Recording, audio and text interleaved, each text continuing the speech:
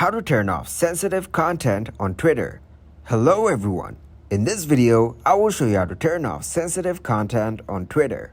To start the process, open your Twitter application in your mobile device. Then tap on profile icon on your top left. Here tap on settings and support. After that, tap on settings and privacy. Here you need to tap on privacy and safety. Now tap on content you see.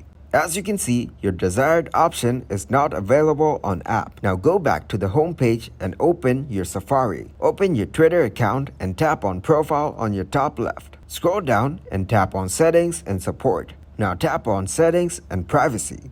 Here tap on privacy and safety. After that, tap on content you see.